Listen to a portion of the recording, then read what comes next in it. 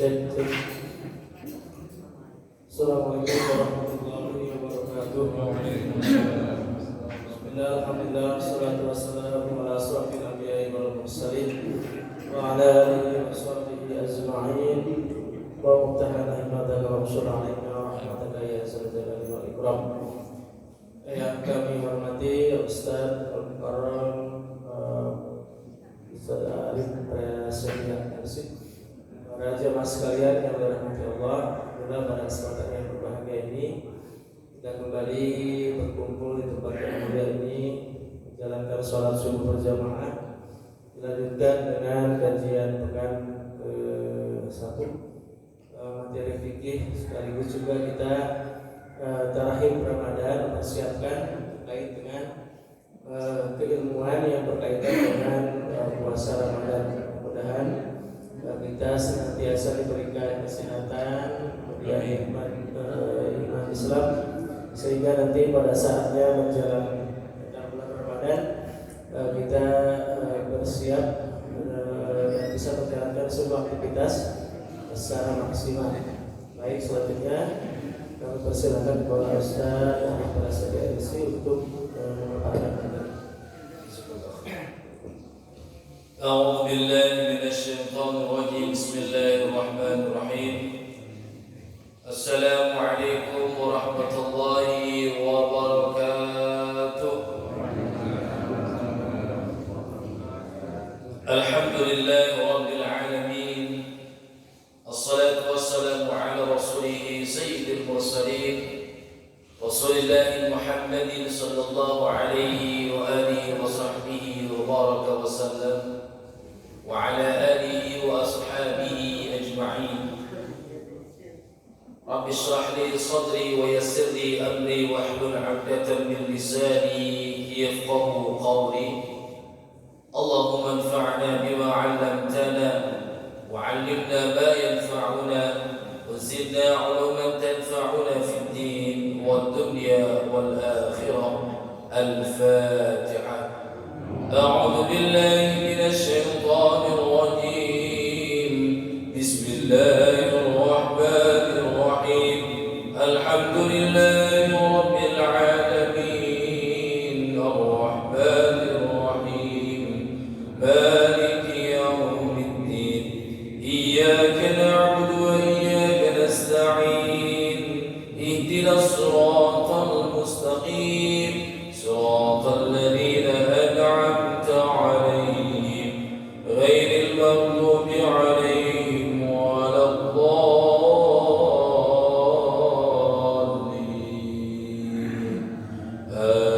آمين. الحمد لله رب العالمين. Bapak Ibu jamaah ta'lim pada salat subuh Masjid Jami'ul Hidayah, insyaallah kita semua berharap semoga Allah senantiasa memberikan rahmatnya untuk kita. Alhamdulillah Rabbil Alamin, pada pagi hari ini di awal-awal bulan Sya'ban kita masih diberikan nikmat oleh Allah Subhanahu wa taala. Mudah-mudahan segala bentuk nikmat yang Allah berikan mampu kita syukuri menjadi sebuah amal saleh untuk kita. Amin ya Allah ya Rabbal Alamin. Kita minta dari bulan Rajab yang lalu, Allahumma barik lana fi Rajab. Ya Allah, berkahilah kami pada bulan Rajab. Selesai Rajabnya. Saat ini kita sudah masuk pada bulan Sya'ban. Wa Sya'ban, minta juga berkah pada bulan Sya'ban. Wa balighna Ramadan, sampaikan kita semua pada bulan Ramadan.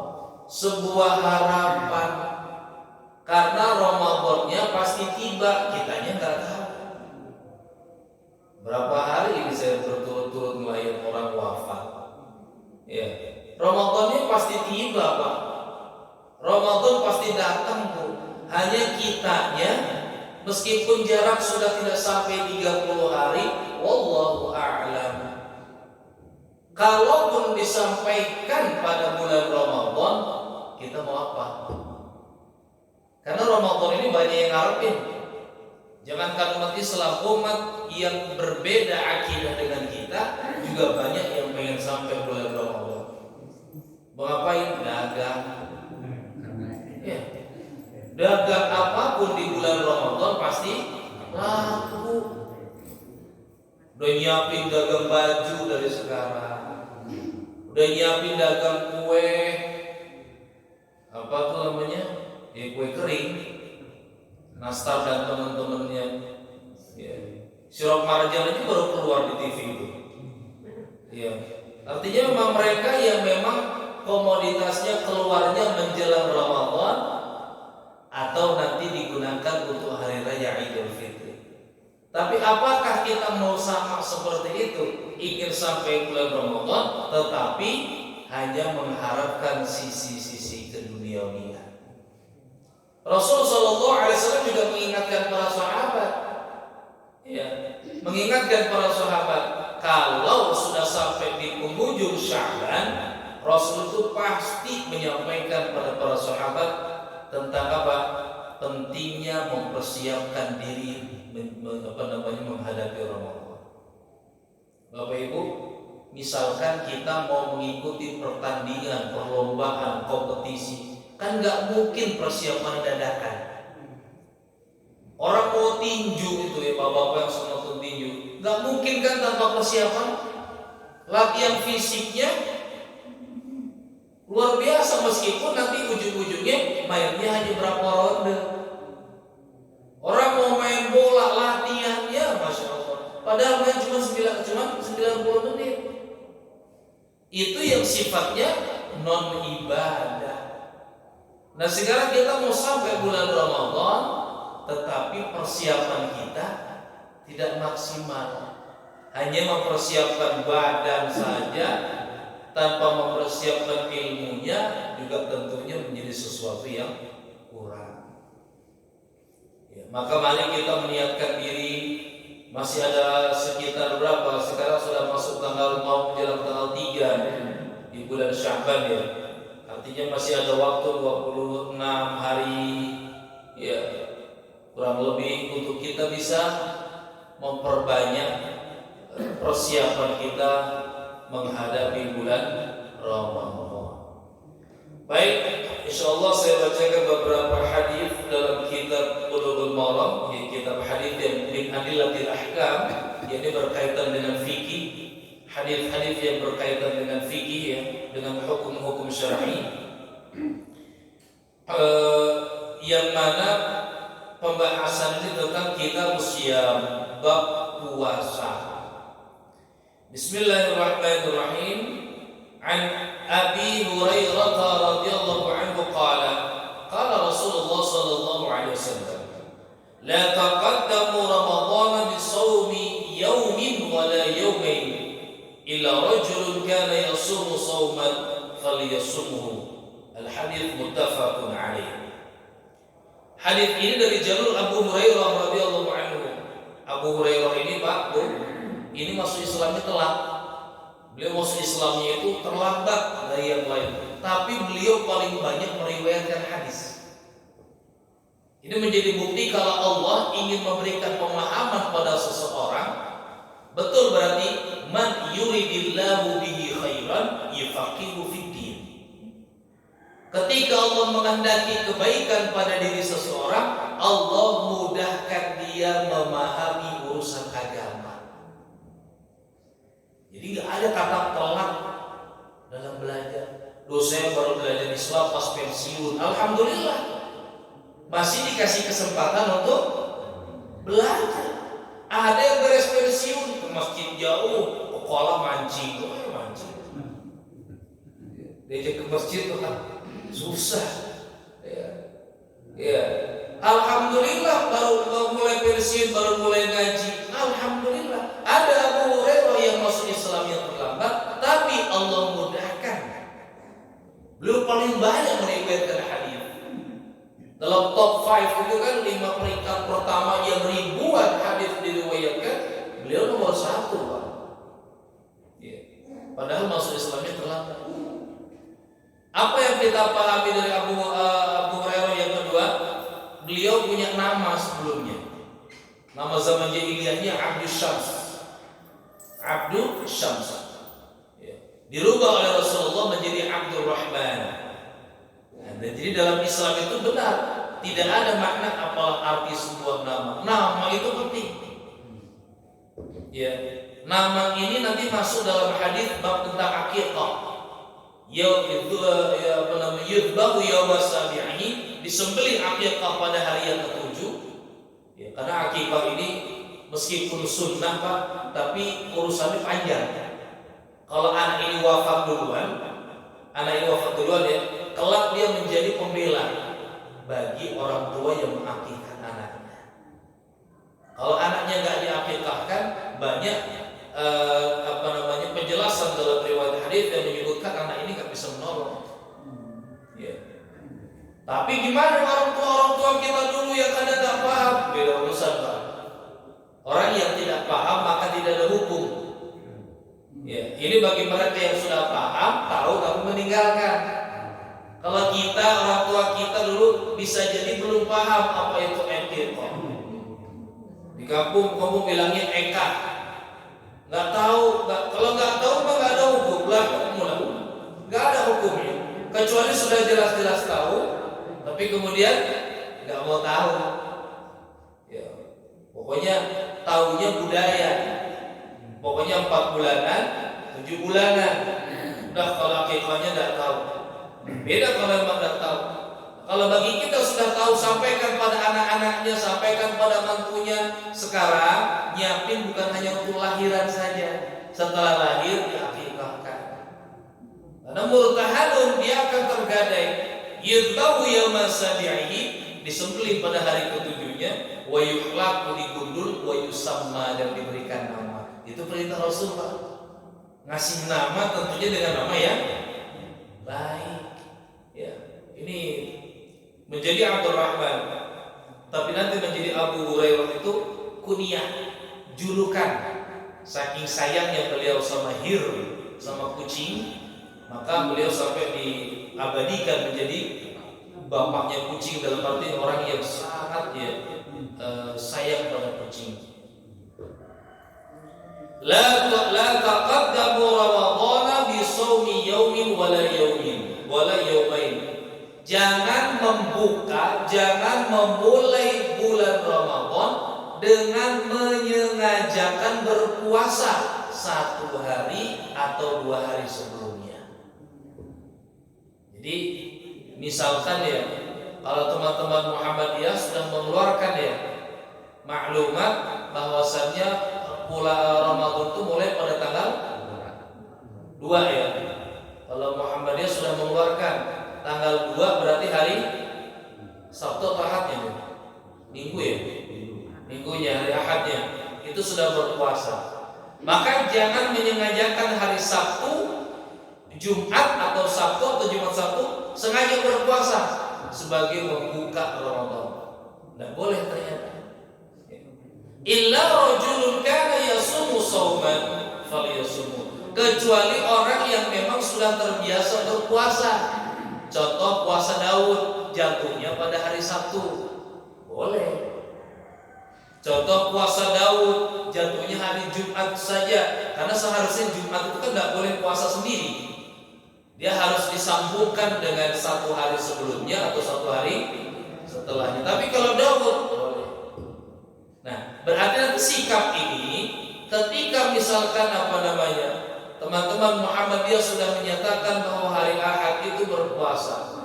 Pemerintah belum tahu, hari Sabtu sore baru mengadakan sidang isbat ya untuk menentukan ya.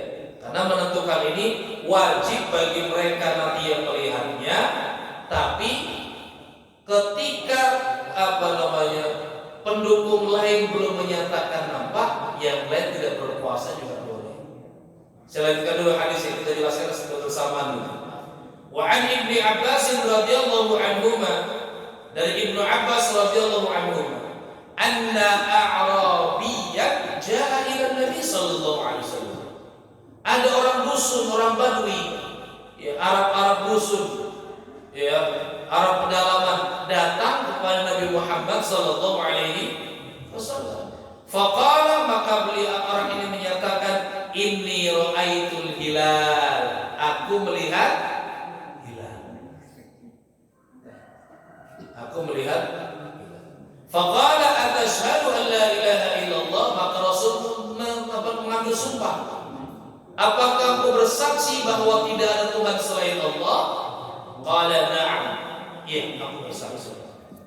Qala atashhadu anna Muhammadar Rasulullah, apakah engkau juga bersaksi bahwa Muhammad itu utusan Allah? Qala na'am. Qala fa'adhin fin nasi ya Bilal ay yasumu ghadan. Rasul menyatakan, wahai Bilal, sampaikan pada manusia untuk berpuasa esok hari.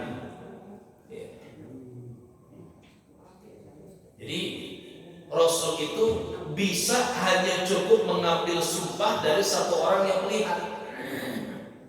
Nah, masalahnya nanti ada keterangan lain yang ketika orang-orang lain itu tidak melihatnya, yang tidak melihat ini tetap tidak wajib berpuasa besok kalau dia yakin tak melihat. Ini kan penempatan nanti posisi hilal itu posisi orang yang melihat ya, namanya ru'yatul hilal. Ru'yah bukan ruqyah, bukan pakai qaf, pakai hamzah. Ru'yah. Nih gini nih contohnya. Ini gelas ya. Saya taruh di sini. Bapak yang di sini melihat nggak? Ibu yang di situ kelihatan nggak? Nggak. Itu namanya ru'yah. Pada posisi tertentu bulan itu baru bisa dilihat. Ya. Ada sebagian orang yang sudah melihat, ada sebagian yang belum. Yang sudah melihat wajib berpuasa. Tapi yang di sana kalau belum melihat hilal, yakin kekeh belum melihat, maka ditahan. Ini nanti yang digenapkan menjadi 30 hari di bulan Sya'ban. Itu nanti yang membedakan awal mula puasa. Kaidah ini digunakan oleh pemerintah dan organisasi Nahdlatul Ulama, namanya imkanul hilal. Apa namanya? Imkanul hilal itu apa? Posisi. Pada posisi berapakah hilal itu sudah bisa dilihat dengan mata telanjang? Buktinya orang Arab dulu melihatnya langsung, nggak kayak sekarang. Dibantu pakai teropong. Di Lembang itu mudah melihat teropong apa namanya? Boskay.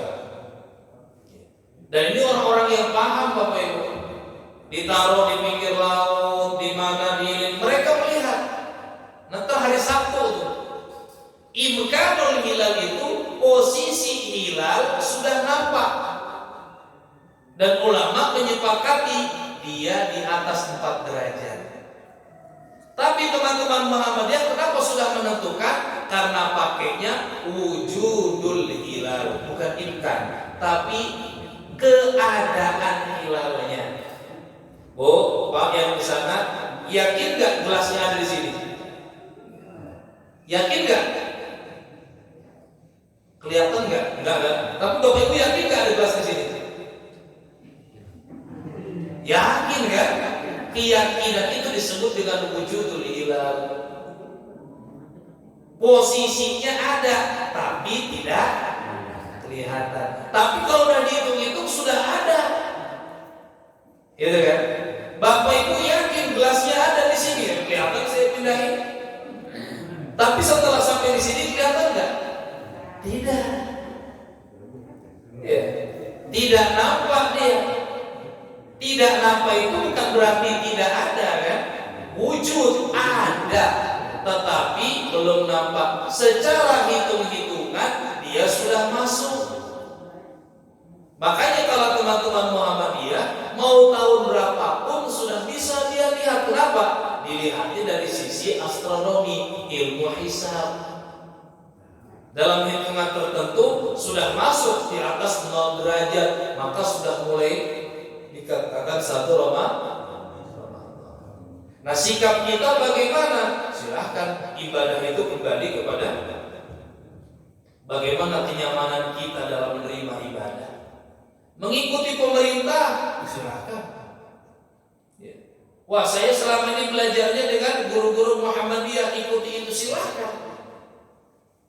Tapi nanti tidak menjadi sebuah permasalahan. Artinya begini, ru'yatul hilal di hari Sabtu. Oh, ternyata gak kelihatan, Pak. Gak kelihatan. Maka pemerintah misalkan memberikan informasi bahwa nanti berpuasa bukan Minggu, jadi apa? Senin. Haram bagi kita yang mengikuti pemerintah berpuasa duluan di hari Ahad. Itu maksudnya tadi, menyengajakan satu hari sebelum. Tapi bagi saudara-saudara kita Muhammadiyah wajib bagi dia berpuasa hari Ahadnya. Kenapa? Karena yakin sudah masuk tanggal 1. Ya. Saya ulangi ya. Maksud daripada hadis jangan mendahulukan satu hari dalam berpuasa ketika sudah yakin bahwa hari ini belum tanggal 1 Ramadan, karena tadi malam menurut info hasil sidang isbat belum kelihatan hilalnya. Hilal itu apa sih? Bulan baru. Kalau bulan tanggal 13, 14, 15 kita sebutnya purnama. Bahasa Arabnya badrun. Tola'an badru alaina. Kalau bulan akhir bulan tanggal 28, 29, tanggal 1 namanya hilal. Bulan baru. Iya, benar Pak. Kalau tanggal 28, 29 satu namanya gajian. Bulan-bulan ramai itu pada belanja. Tetapnya belanja minyak susahnya tuh. Ini belum puasa udah begini gitu, minyak bingung, ya daging naik, nih gas juga lagi naik. Ya, berarti membuktikan bahwa orang Indonesia itu kaya-kaya, ya, semuanya naik tapi bisa. Ya, jadi gitu tadi ya.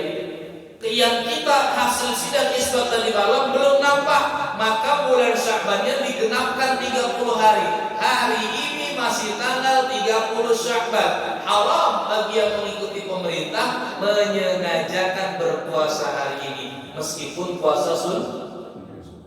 Kecuali tadi yang sudah terbiasa berpuasa, dia puasa dahulu, jatuhnya hari ini ambil. Tapi bagi saudara-saudara kita yang Muhammadiyah wajib hari ini dia berpuasa. Ya. Atau dari sekelompok orang yang melihat hilal itu 1 orang, 2 orang yang melihat, tapi ternyata 2 orang gak cukup, yang lain gak nampak. Maka bagi yang melihat itu pun wajib bagi dia berpuasa. Melihat dari sini, seseorang Arab Badui melihat hilal, berarti yang namanya penentuan Ramadan itu sifatnya bukan universal, tapi parsial. Ada yang sudah melihat, dia mulai, yang belum, ya belum. Jadi nggak bisa, di sana ya sudah, harusnya di sini sudah. Itu kalau pakai hisab. Tapi kalau pakai ruqyah, meskipun hitung-hitungannya sudah, di sini mendung, nggak kelihatan. Karena hadisnya begitu. Fa in ghamma 'alaikum, kalau kalian ragu atau tertutup awan, fa akmilul iddah, maka genapilah bulan Sya'ban yang menjadi 30 hari. Nanti dimulai lagi tanggal 29 Ramadan. Nih malam ini 29 Ramadan, sidang isbat lagi. Menentukan malam ini tarawih apa? Takbiran. Ibu udah mulai dapur masak, bikin opor, ya, bikin ini, bikin itu. Ternyata malam ini masih tarawih. Opor kumaha. Itu menjadi lebaran terhangat, karena semuanya serba dihangat-hangatkan lagi. Ya, dihangatin deh oporna. Karena memang itu aturannya, ya, aturannya itu. Ya. Nah ini yang disampaikan Rasulullah SAW. Wa an Ibnu Umar radhiyallahu anhu maqala, dari Ibnu Umar radhiyallahu anhu ia berkata, sami'tu Rasulullah sallallahu alaihi wasallam yaqul, yaqul, aku pernah mendengar Rasul sallallahu alaihi wasallam bersabda, "Idza ra'aitumuhu fasumu." Kalau kalian sudah melihat hilal itu, fasumu, maka mulailah berpuasa. Wa idza ra'aitumuhu fa'aftiru, dan kalau sudah melihatnya pula, berbukalah. Berbuka di sini artinya apa? Fitr. Lebaran. Ya, jadi Idul Fitri ini kan banyak maknanya. Ada al-fitr di sini artinya berbuka kembali, makan lagi. Hari raya yang isinya mengharamkan berpuasa, kudu makan. Ada yang mengartikan al-fitr di sini kesucian, fitrah, kembali suci. Ya, tapi ada suci kumaha puasa bentunya tahu-tahu kembali suci. Ya. Itu kan. Itu tentunya kalau mau kembali suci pengorbanan luar biasa. Bagaimana puasanya, bagaimana menghidupi Ramadannya dan segala macam.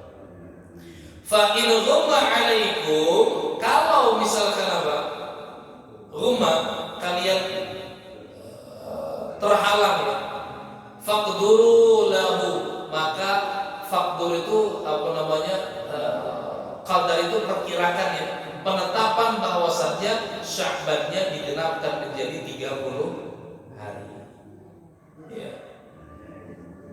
Wa min riwayatin Muslim, fa in udmiya 'alaikum faqduru lahu 30. Dalam riwayat Imam Muslim, kalau kalian dihinggapi ya, ditutupi awan, faqduru lahu 30, maka genapi 30 hari.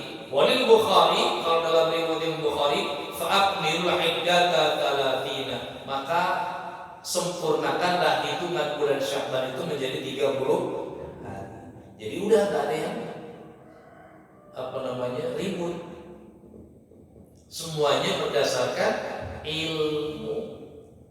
Ya, mau ngikut yang hari ini, mau ngikut yang besok.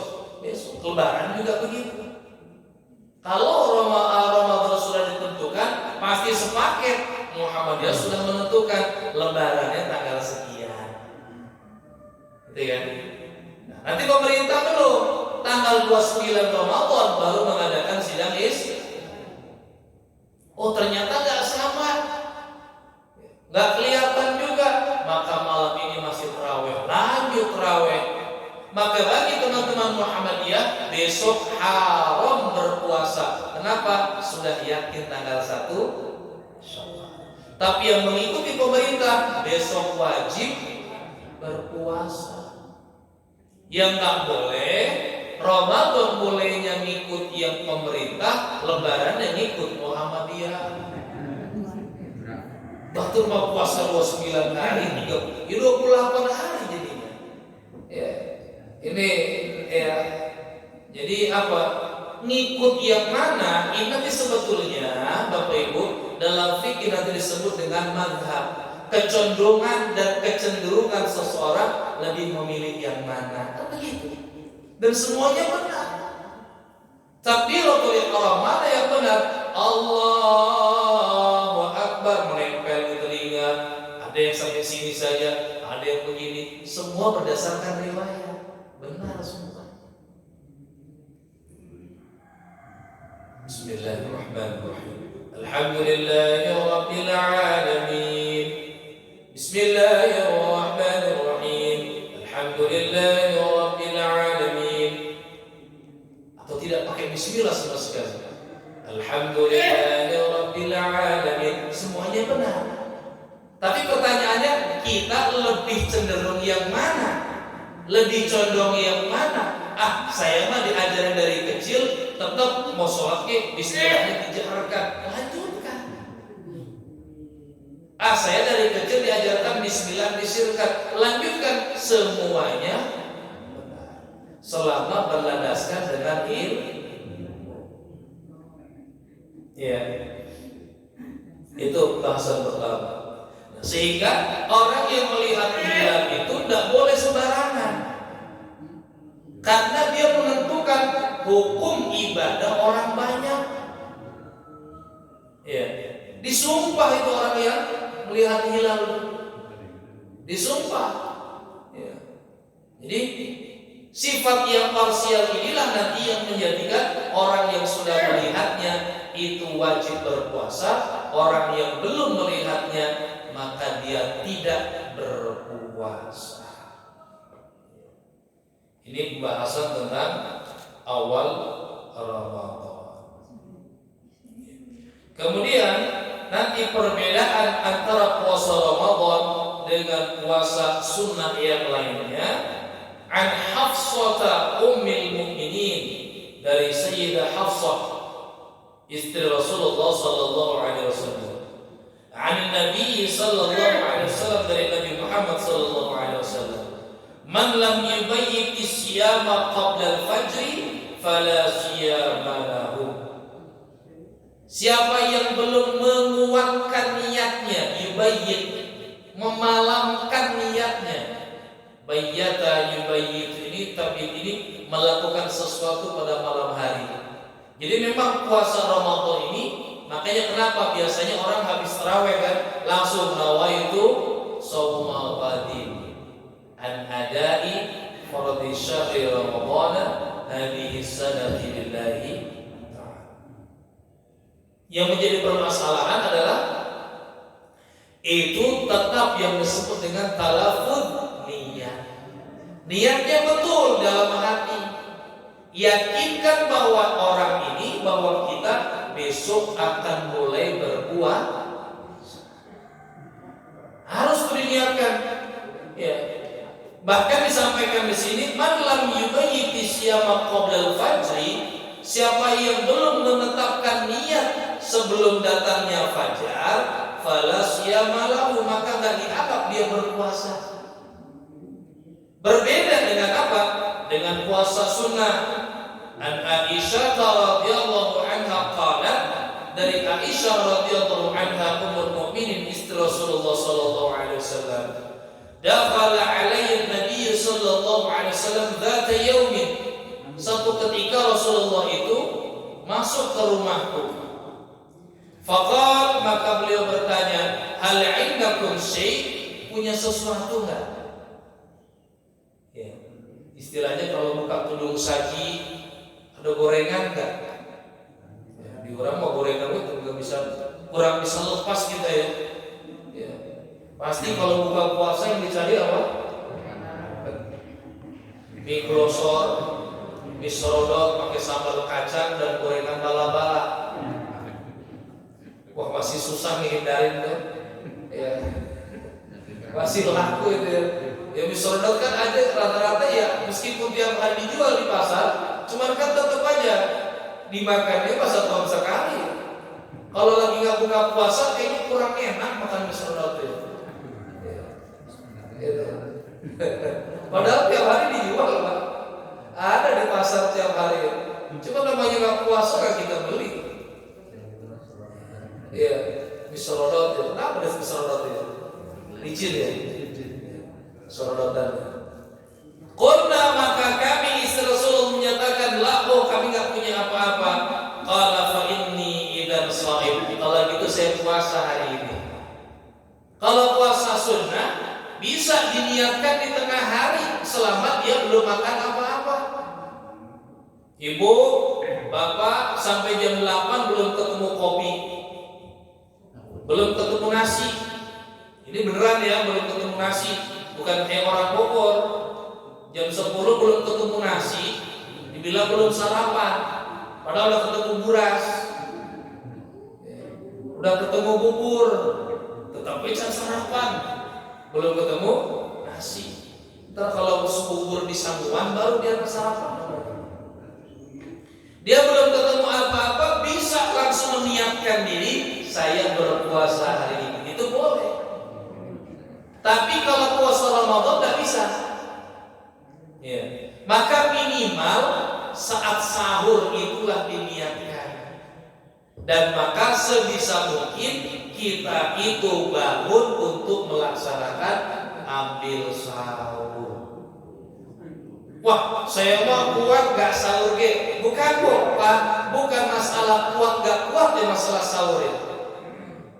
Satu, orang yang sahur berarti dia menunjukkan bilhal dengan keadaannya dia niat puasa. Atau ngapain bangun pagi-pagi makan ujung-ujungnya nggak puasa? Kan aneh. Orang kalau sahur berarti mau, sama kayak orang ngambil air wudhu berarti dia mau. Masa iya sudah ngambil air wudhu ke belakang tidur? Gak mungkin. Maka orang yang sudah ngambil wudhu itu sudah diniatkan dia mau sholat. Maka sampai ke masjid ada orang-orang yang dia nggak pakai usolli, habis wudhu kesini langsung Allahu Akbar, nggak tahu sholat apa. Tapi karena dia datang pertama kali masuk masjid, bisa jadi itu sholat tahiyatul masjid. Sudah niat, sudah saat wudhu. Ya. Bagi orang-orang yang diajarkan talafut bin niat untuk penekanan, mau ngapain sih? Usolli, saya mau sholat. Sholat apa? Sunnata. Sholat apa? Fardhu. Fardhu apa? Subhi. Sunat apa? Tahiyatul masjid. Berapa rakaat? Raka'ataini. Sudah masuk sholat belum? Mustaqbilal qiblati. Adaan lillahi. Itu untuk apa? Penekanan. Tapi bagi yang tidak bertalafut dalam niatnya tidak masalah. Karena wudhunya saja berarti dia sudah niat. Orang wudhu di rumah pergi ke masjid berarti sudah niat sholat. Sama dengan bapak ibu yang sahur. Sahur itu berarti dia sudah niat bilhal dengan keadaan dia bahwa dia itu mau berpuasa. Dan jangan remehkan sahur, Pak. Ini kata Rasulullah. An Anas ibn Malik, dari Anas bin Malik radhiyallahu anhu qala, ia berkata, qala Rasulullah sallallahu alaihi wasallam, telah bersabda Rasulullah sallallahu alaihi wasallam, tasahharu fa inna fis sahuri barakah. Ambil sahur karena dalam sahur itu ada keberkahan. Jadi bukan masalah kuat dan kuat. Iya. Wah, saya mah nggak sahur juga kuat. Bukan. Tapi sahur itu dalam rangka kita menjemput apa yang dijanjikan oleh Rasulullah Sallallahu Alaihi Wasallam, bahwa dalam sahur itu ada kabar. Apa itu berkah?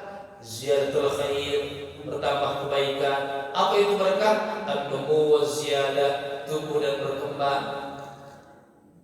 Ya. Jadi dimulai dari bagaimana sahur. Ya. Gitu ya. Jadi apa namanya? Bukan sesuatu yang mewah, harus apa namanya? Jadi masalah sahur itu bukan masalah apa namanya? Dia itu kuat berpuasa, bukan? Kan kadang kita kasih tahu anak-anak kita gitu kan. Ayo sahurnya yang benar biar puasanya kuat. Ya. Sama aja Bapak Ibu, mau sebanyak-banyaknya sahur yang seburuknya lapar pasti. Iya kan? Ya. Karena memang kondisi perut itu dalam beberapa jam juga pasti akan kosong kembali. Mau sahurnya hebat berapa porsi sekalipun, pasti jam 10, jam 11 dia sudah lapar. Karena memang perut akan seperti itu. Ya. Ya. Pasti orang merasakan lapar. Nah, tapi kan itulah ujian daripada berpuasa itu. Ya. Ini berkaitan dengan pengambilan sahurnya, ya, serta apa? Memulai dengan meniatkan untuk berpuasa. Ada yang niatnya langsung sebulan, boleh nggak? Boleh. Tapi bagi yang tetap meniatkan 1 bulan, kenapa? Dia tahu bulan ini Ramadan isinya puasa, maka di awal bulan Ramadan dia meniatkan untuk 1 bulan penuh. Tapi para ulama juga menyimpulkan yang meniatkan 1 bulan penuh tetap sebaiknya setiap hari diulang kembali, diperbarui lagi niat.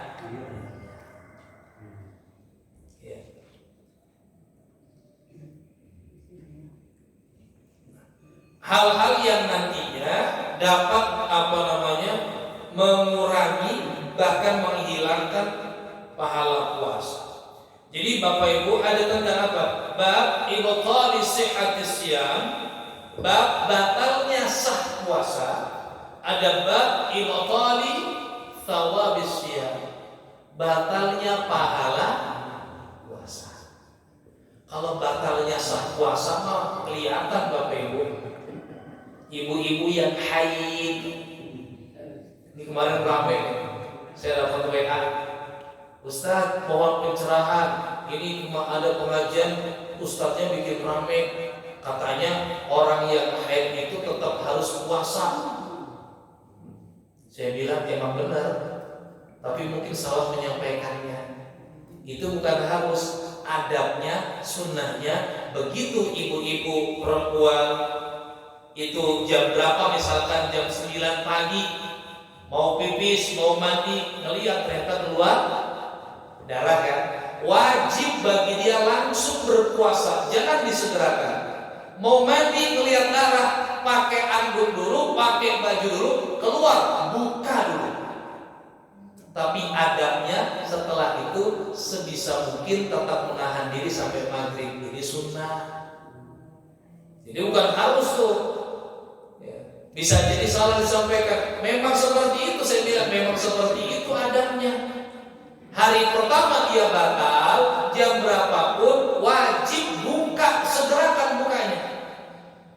Setelah dia tahu mau mandi, jangan mandi dulu, keluar lagi, atau di kamar itu ada air, ya jangan buka pakai air keran juga. Wah biar simpel dong pakai air keran, ya, sakit perut nanti. Ya, buka dulu dia, ya. Tapi setelah itu adabnya sebisa mungkin dia menahan, tuntaskan sampai maghrib. Hari pertama itu adabnya, itu sunnahnya. Dan tahu disampaikannya bagaimana, jadi bikin rame. Masa orang puasa tetap harus, masa orang batal harus tetap puasa. Nah, ini entah salah menerimanya, entah salah menyampaikannya. Ya. Tapi yang jelas tetap wajib. Ya. Tapi hal-hal lain yang dikira batal padahal tidak. Bapak tidur Pak, mimpi seperti mimpi basah, bangun-bangun becek. Oh masa saya ngomol? Enggak Pak. Pas dibuka, wah kental. Yakin Pak itu bukan mani, itu namanya wadi. Jadi ada 4 cairan yang keluar dari tempatnya laki-laki Bu. Ada air seni, ya, air kencing. Ini hukumnya najis.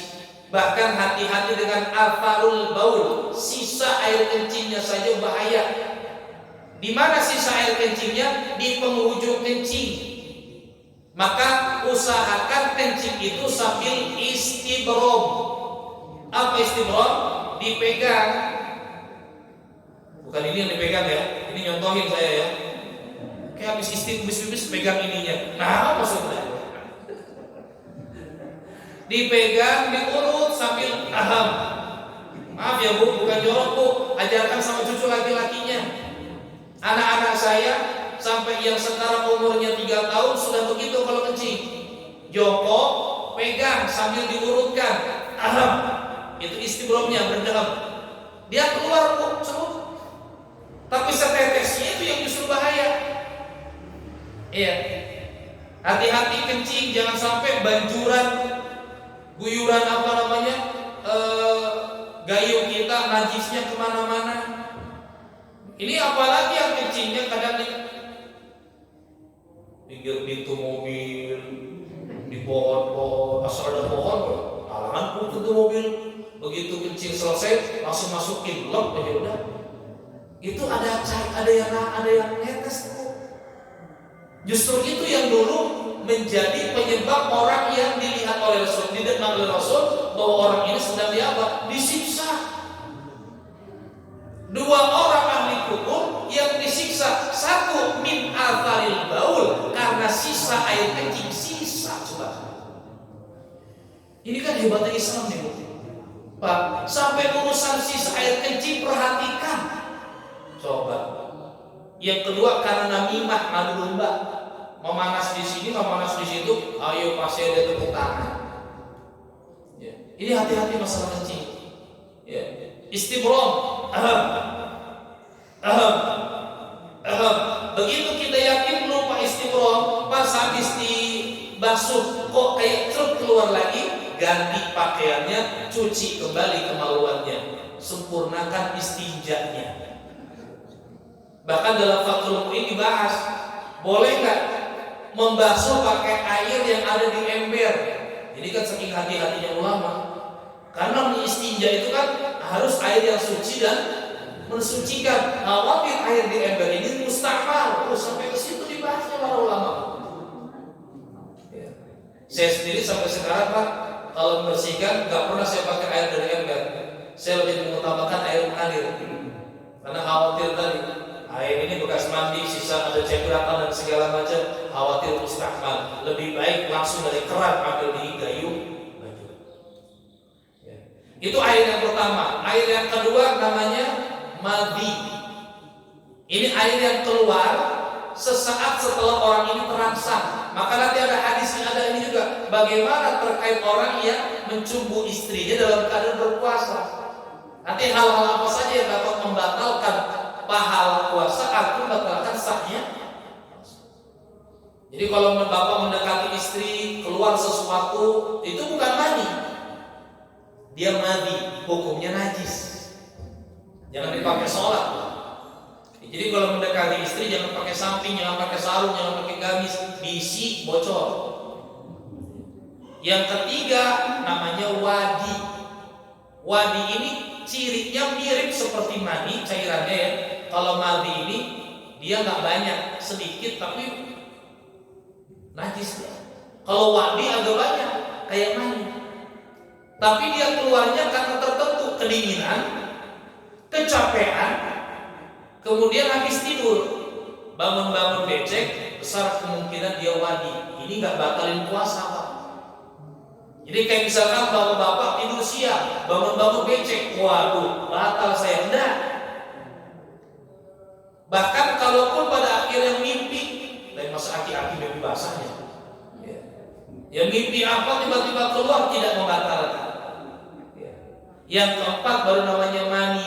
Kalau mani ini ada prosesnya, harus memuncrat. Itu hebat bahasa Quran kan?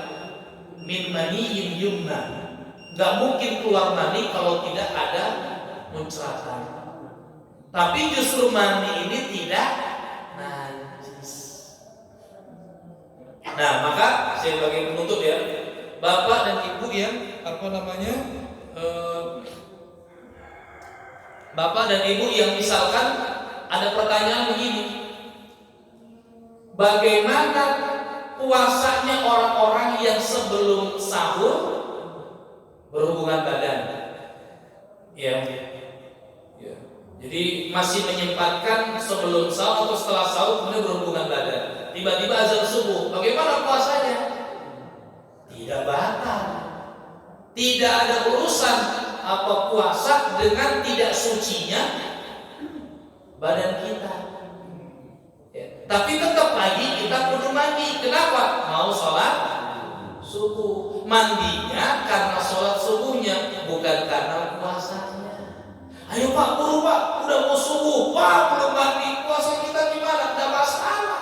Bapak sih aktivitasnya kemudian tadi malam, Pak ribut. Padahal tenang awal. Padahal nggak apa-apa.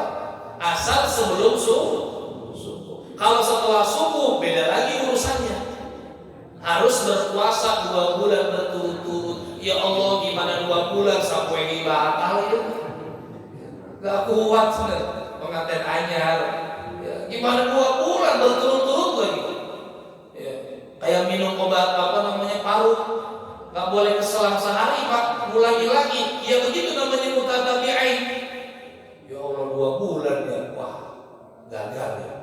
Berarti apa? It'am sittina miskinan, memberi makan 60 orang miskin. Au kiswatuhum, atau memberikan pakaian untuk 60 orang miskin. Ini kifaratnya ya, denda bagi mereka yang berhubungan badan di siang hari. Sama dengan apa? Melakukan sesuatu yang pada akhirnya mengeluarkan di dalam dirinya. Ya. Ini hal-hal tertentu yang kita bahas pada pagi hari ini ya. ya sedikit saja. Pertama tadi tentang masalah apa masuknya bulan Ramadan. Ya, dua sikap itu nanti tinggal kita mengikuti yang mana. Yang kedua berkaitan dengan niat bulan Ramadan, bahwa dia itu tidak sama dengan yang lainnya ya. Itu tetap wajib ditabjidkan ya, ditekankan. Yang ketiga bahwasannya bulan puasa itu nanti ada hal yang dapat membatalkan sahnya puasa, ada hal yang membatalkan pahala puasa. Kalau membatalkan sah puasa, kita bisa lanjutkan qadha di hari kemudian. Tapi kalau membatalkan pahala puasa, kita nggak tahu. Itu yang kata Rasulullah, berapa banyak orang yang berpuasa tapi nggak dapat apa-apa kecuali lapar dan sekarang pahalanya hilang. Puasa mau puasa, ngomongin orang dia. Puasa mau puasa, tidur terus. Ini hati-hati dengan pemahaman naumatus shaim ibadah. Tidurnya orang berpuasa adalah jam 6 tidur, bangun jam 12. Sholat zuhur, tidur lagi, bangun jam 4. Ngapain? Ibadah. Padahal penjelasan itu nanti asbabul wurudnya, ada seseorang yang diajak untuk berbuat sesuatu yang isinya sia-sia. Ya, diajak ngagaple. Yuk, ngabuburit yuk, balik ngagaple. Gaple. Maka lebih utama dia tidur. Jadi bukan berarti nanti orang yang lagi puasa itu tidurnya semuanya ibadah. Tapi kalau ibadah meninggalkan tilawah. Tapi kalau pilihannya sama sesuatu yang tidak bermanfaat, yang sia-sia, maka tidur di situ menjadi lebih utama. Ya, tapi tentunya tetap ikuti batasan-batasan waktu kapan yang dilarang. Ngabuburit kan biasanya sore. Daripada ngabuburit tidurlah, tidur jam 5, jangan. Termasuk tidur 5 sore ya, termasuk tidur yang dimakruhkan pada waktu itu. Wallahu ta'ala. Baik, saya kembalikan kepada moderator, mungkin ada hal yang ingin dibahas. Silakan.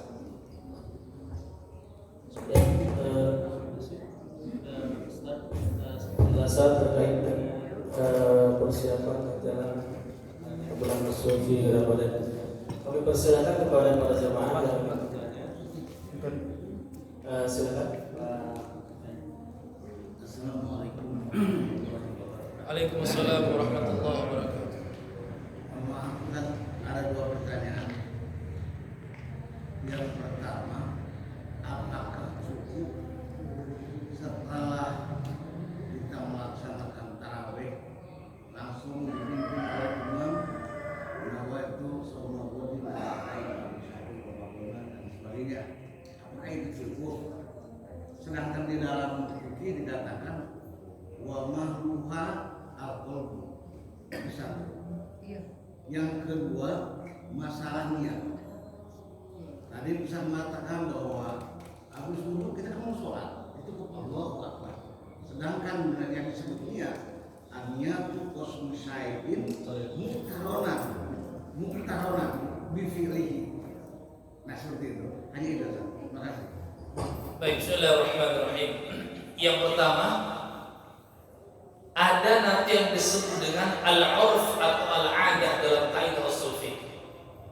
Al-urf ini kebiasaan yang nanti pada akhirnya al-adah muhakkamah. Kebiasaan itu nanti bisa menjadi sebuah hukum yang tidak tertulis. Seperti di kita, seolah-olah sudah menjadi rentetannya. Setiap habis sholat witir, baca doa witir ditutup dengan nawaitu shauma ghadin an ada'i fardhi syahri Ramadan hadhihi salati lillahi ta'ala. Yakinkan bahwa ini sebetulnya rutinitas. Yang itu sebetulnya cara kita mengingatkan diri bahwa kita meniatkan untuk puasa esok. Tapi kan itu bacanya ada yang sambil serius, ada yang gak serius, sama kayak sholat Pak. Apakah sholat itu juga semua bisa orang itu serius? Tidak juga. Tapi kan diingatkan, sholat berjamaah itu imamnya mengeraskan suara, itu mengingatkan, kita lagi sholat. Kembalinya pada diri kita. Betul kalau tempat niat itu, tempat kembali niat adalah hati. Betul. Ya. Itu nanti disebut, saya tadi bilang apa? Talafuz bin niyyah. Rata-rata yang menggunakan talafuz ini dalam fikih yang mengikuti Syafi'iyah. Ya.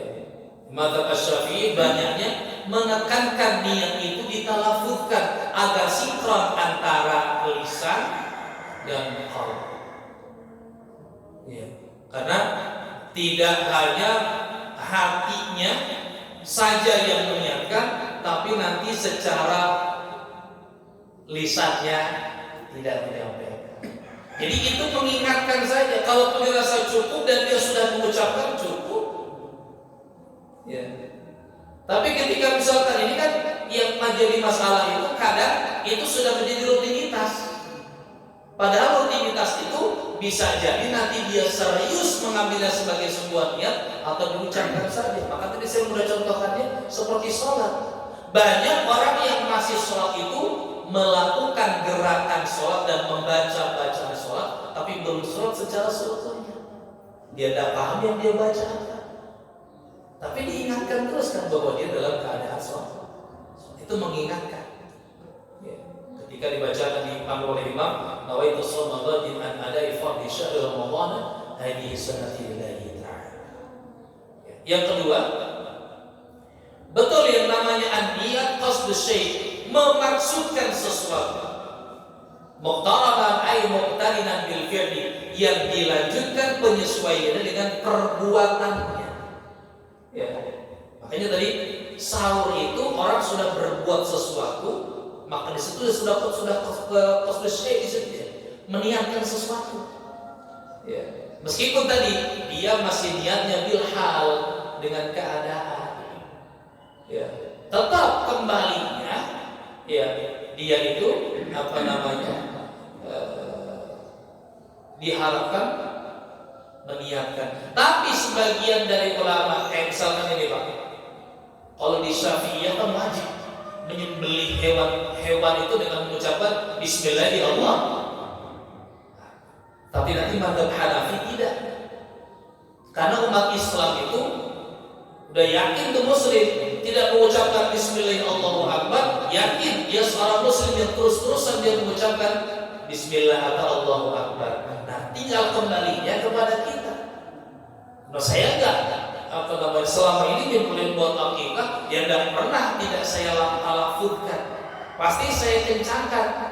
Ya. Bismillah minka wa alaika taqabbal hadhihi al-aqiqah, atas nama siapa bin siapa, Bismillahi Allahu Akbar. Itu lebih nyaman. Nah, kembalinya adalah kalau masalah fikih, apalagi nanti madhab kepada kita. Ya. Jadi ketika tadi saya itu ngambil contoh bukan dari saya pribadi, di fikih Islam mu'adillatu, ya, penjabaran dalam muqaranatul madzhab, perbandingan 4 madzhab. Dicontohkan begitu, orang yang berwudu kemudian berangkat ke masjid itu mau kekainannya bahwa dia itu sudah menyiapkan diri pasti mau. Ya. Maka ketika ada orang yang langsung Allahu Akbar, itu tidak tahu. Ya. Tapi bagi orang-orang yang diajarkan dalam kecilnya, dia berdiri sejenak lalu mengucapkan usolli sunnatan. Usolli sunnatan min tahiyatil masjid raka'ataini mustaqbilal qiblati adanillahi ta'ala Allahu Akbar. Itu kan untuk apa? Menguatkan. Mau ngapain sih? Usolli, saya mau sholat. Sholat apa? Sunnah. Saya mau ngapain? Fardhu subhi. Ya. Itu kembalinya adalah al-muqaranah, perbandingan. Ya, jadi ada yang bertalafuznya dengan lisan, ada yang tidak. Kembalinya mana yang lebih kita condongkan. Ya, kalau dulu kan ramenya hanya begitu, yang pakai usolli ini orang NU, yang tidak pakai usolli orang Muhammadiyah. Kesini ya, kok aneh, seorang ada yang menyalah-nyalahkan. Sampai dibilang orang pakai usolli itu nanti jadi bid'ah. Banyak orang mau sholat jadi masuk neraka, kan aneh. Gitu kan? Padahal usolli itu ketika dia baca sudah mulai sholat belum? Belum. Pengertian sholat af'alun, ucapan, wa aqwalun, dan perbuatan, muftatahatun bitakbir, dimulai dari Allahu Akbar. Ada pula yang ketika dia mengangkat meniatkan dalam dalam hatinya dia mau ngapain, bisa mensinkronkan Allahu Akbar, itu niat. Ya. Ketika talafuznya dia menguatkan dengan lisannya, belum sholat, berarti dia tak menambahkan dalam sholatnya. Orang belum sholat kok, sama kayak sebelum sholat orang pegang HP, boleh nggak? Boleh. Bentar ya Pak, saya mau sholat dulu, simpan Allahu Akbar, kan sama aja. Wa muhtatamatun bitaslim, ditutup dengan Assalamualaikum warahmatullah. Selesai itu sholat. Habis itu udah bukan sholat lagi, mau zikirnya berjamaah masing-masing, kita mau beda urusan. Jangan nanti karena zikirnya berjamaah menjadi salah, menambah-nambah dalam sholat. Anda beres sholatnya. Orang habis Assalamualaikum manggil tukang bubur gak boleh. Assalamualaikum warahmatullahi wabarakatuh. Pak bubur kita boleh. Kecuali sebelum salam. At-tahiyatul udah ya ke sholat. Itu yang jelas-jelas kata udah boleh. Gitu ya. Jadi muqtaranan ay muqtarinan bil fi'li itu sambil menjalankan perbuatannya. Nah, perbuatan ini yang mendekatkan dengan dia apa? Aqrabuz zamannya apa? Ketika orang mau sholat, tentu yang paling dekatnya dia adalah masuk ke masjid. Ketika sebelum masuk ke masjid dia itu berwudu, maka wudu ini sudah dimaksudkan dengan qasdus syai' bil hal, memaksudkan sesuatu dengan keadaannya bahwa dia mau melakukan salat. Ini saya meluruskan, maksudnya ya, ketika ada orang yang tahu tentang Allahu Akbar nggak pakai niat, bisa jadi dia begitu niatnya. Tapi bagi kita yang tetap berdiri sejenak menggunakan sholli, itulah niatnya. Ya. Dan itu lebih kepada Asy-Syafi'iyah menggunakan ihtiyat, kehati-hatian. Ya. Maksudnya kehati-hatian itu jangan sampai sholat kita juga perlu fair. Berarti kita pahami semuanya, bahkan sebelum sholat termasuk wudu misalkan. Ya, Bapak Ibu, pendapat Imam Asy-Syafi'i ketika wudu itu ya membasuh sebagian kepala, mas'u ba'dur ra'si kalau beliau. Membasuh sebagian kepala. Sebagian itu pendapat dalam mazhab beliau 3 helai rambut juga sudah diartikan kepala. Jadi yang ibu-ibu, nah kita populernya di sini banyak Pak. Padahal di sini nggak boleh. Di sini boleh. Tapi seolah-olah wudu itu harus di sini. Ya, ubun-ubun gitu. Padahal kepala itu kan semuanya. Tapi nanti mazhab yang lain, contohnya Imam Ahmad Hambali, bahwasanya kepala itu harus terbasuh semuanya. Maka rata-rata tempat wudu di Saudi pakai tempat duduk Pak, karena wudunya lama. Dia rukun wudunya bukan 6, nggak kayak kita. Kalau kita kan niat, basuh wajah, tangan, kepala, kaki tertib. Ada yang sampai 8. Tambahnya adalah itu dikosok-kosok. Jadi mereka yang ngacur air dikit harus dikosok-kosok. Itu namanya adab. Itu masuk dalam syarat dalam mazhab yang lain. Atau tambahan yang sampai 8 apa? Mualat. Mual itu apa?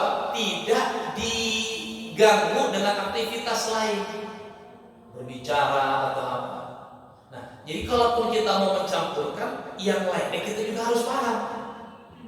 Jangan pas sholat saja, sekarang gitu kan?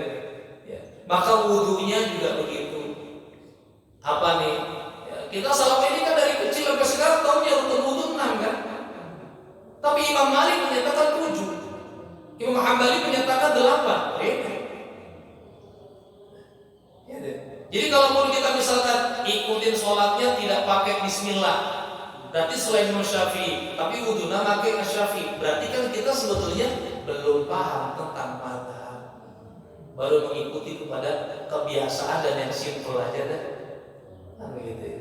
Maka memang mazhabul awam, mazhabnya orang awam itu seluruh guru-guru mereka ikutin yang diajarkan oleh guru kita. Karena kita kalau bahas tentang mazhab itu berat, ya berat.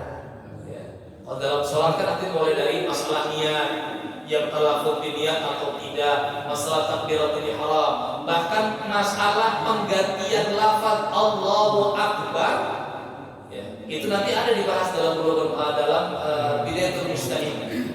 Syekh Qutabi. Bolehkah merubah kalimat Allahu Akbar dengan kalimat yang lain tapi isinya sama? Ada yang membolehkan. Allahul A'zam misalnya. Tapi kan bubar jemaah nanti Pak. Dibilang sesat. Padahal dibahas dalam Bidayatul Mujtahid. Lalu kemudian masalah bismillah dijaharkan tidak atau tidak dibaca. Masalah kunut. Bukan masalah kunutnya posisinya. Kalau kita kan habis i'tidal. Nanti Bapak Ibu ke negara lain yang menggunakan kunut, mazhabnya beda. Dia habis ruku Pak. Habis ruku. Sebelum ruku. Walam yakul lahu kufuwan ahad. Allahumma hdina fi man hadayt. Bingung malah. Aneh ya. Karena memang ada dua. Sebelum ruku atau setelah ruku. Belum masalah kunut subuhnya. Itu bagaimana dan masalahnya banyak. Termasuk nanti ada dalam Fatihah. Mungkin ada yang pernah mendengar ya. Sebelum amin dia baca Rabbi firli wali walidayya itu kan. Itu aja ramai kalau bahasa. Itu rata-rata kita temukan dalam kitab-kitab klasik. Dalam ranahnya bukan hadis itu, tapi nanti kepada ahli-ahli hikmah. Karena kalau kita lihat dalam hadis jelas nggak ada. Tapi ketika ada di buku ini ada kitabnya kok ya. Nanti rujukannya kembalinya kepada ahli-ahli hikmah. Allah Taala. Baik, terima kasih kepada Ustaz atas penjelasannya. Mudah-mudahan bermanfaat. Selanjutnya sebagai penutup kami mohon kepada Ustaz untuk membacakan doa. Sebelumnya kami pengurus DKM mengucapkan terima kasih kepada ibu-ibu para jamaah yang sudah mensedekahkan snack ya untuk para kegiatan pada kesempatan kali ini. Selanjutnya kepada Ustaz Muslim. Baik, bismillahirrahmanirrahim. Sesuatu yang sedikit tapi insyaallah menjadi berkah. Saya cuma bisa ngasih uras 20 tapi dimakan oleh orang-orang yang sedang zikir kepada Allah, mengaji kepada Allah, berkah insyaallah. Saya hanya bisa ngasih ubi, sukun atau apalah, bisanya ngasih segitu, tapi bukan hanya segitunya. Yang dilihat oleh Allah, insyaallah mereka beliau yang sedang duduk di sini ingat kepada Allah, maka yang makan insyaallah diganti oleh Allah dengan sesuatu yang baik. أعوذ بالله من الشيطان الرجيم بسم الله الرحمن الرحيم نسألك يا رب العالمين نسألك يا الله بوسيلة من سورة الفاتحة يا الله kami mohon dengan perantara surat Al-Fatihah ya Allah taghfir lana dhunubana wa dhunub walidina warhamhum kama rabbayana shaghira Allahumma la tad'a lana fi maqamina hadha dhanban illa ghafartahu wa la hamman illa farajtahu wa la laylan illa qadaytahu wa la maridan illa shafaytahu wa la 'ayban illa satartahu wa la hajatan min hawaijina al-akhirah illa qadaytahu wa yassartahu ya rabbal alamin يا الله بوسيلتي بصلاة النبي صلى الله عليه وسلم وصل على سيدنا محمد وعلى آل سيدنا محمد أن ترزقنا يا الله رزق الحلال طيبا مباركا فيه يا اللهم بارك لنا في هذا الشعب بلغنا رمضان بصحة وعافية وسهولة في العبادة برحمتك يا أرحم الراحمين ربنا هب لنا من أزواجنا وذريتنا قرة أعين واجعلنا للمتقين إماما ربنا آتنا في الدنيا حسنة وفي الآخرة حسنة عذاب النار